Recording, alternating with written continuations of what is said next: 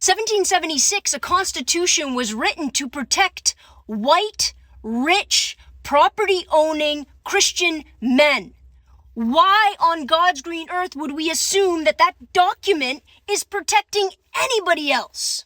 If we keep looking at that document to be our moral meter, we are going to consistently fail. Listen, anybody who's been following politics for any considerable amount of time knows that the Republican Party is not concerned with principle in any form, which is always funny when they act like they're such constitutionalists and like they're just upholding these principles. But, whether it be, they're supposed to be for responsibility and pulling yourself up by the bootstraps, yet they're the party that gives the most to the upper class. They're the party that gives the most to corporations. They're the party who gives the most in terms of bailouts. The Democrats do this too, but the Republican Party, they're just a little bit more. They're like the big brother. The Democrats are the little brother. I felt angry. I felt enraged. And I try to make this TikTok, but I don't want to make the TikTok when I'm angry because I lose my ability to be articulate. But I don't think this rage is going away, so I'm going to give you my opinion now. This is what it boils down to. It boils down, their argument is based on the fact that the Constitution in 1776 and amendments thus after in no way stood for women's rights to get an abortion. There's no way you can read into it so that the implications of women's rights to get an abortion is founded in the Constitution. Whether it be, their ideas of small government, and here they are taking away women's right to abortion, but also treating Donald Trump like a dictator, wanting him back, even though he lost twice, even though he got impeached twice, even though his whole life is a fraud, treating him as the one, the king, their man. Whether it be their views on practically anything, at the end of the day, they're just corrupt politicians. But we know that the GOP does not stand for principle. And I know there's been amendments, but I don't care.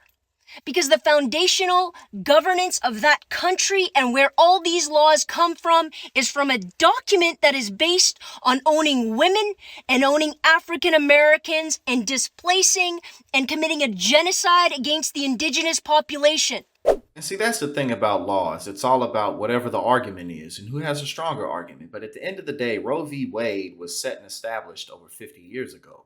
This is done. We should be moving on. This should not be something that we're talking about. But yet we're going backwards in time because, I interpret this from the Constitution that was written hundreds of years ago underneath a system of slavery and genocidal thievery of land.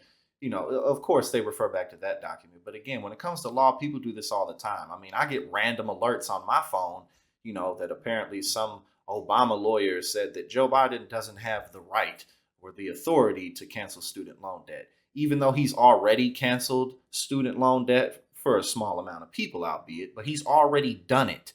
So how can he not have the authority to do more of it? But see, again, they're just using the law to arbitrarily do what they want. And these far right-wing conservatives do not want women to have access to abortion or contraception. If we keep looking at that document to be our moral meter, we are going to consistently fail. Taking away women's access to abortion would greatly cripple society. It would increase the birth rate when we already have growing poverty in the country. We already have the cost of living going up. We already have people avoiding having families at this point because they can't afford it. So now we're going to add that much more of a deficit to the economy, on top of the fact that we know abortions won't stop and we know that people who have the means to go elsewhere can just do it that way. But also enforcing this system would just make a huge system of surveillance. The difference between now and, over 50 years ago, before Roe v. Wade was passed, is the technology. People didn't have, the government or just large entities in general didn't have the type of social technological access that we do now. So they're going to enforce these laws through extreme surveillance by being in everybody's business, which again is an oxymoron because the Republican Party is supposed to be about small government. But the only way that you can truly enforce removing Roe v. Wade is through hard surveillance and enforcement of that surveillance. So this is just a huge mess. And if the Democrats can't do something with this, like I said before, then they can't do nothing with anything.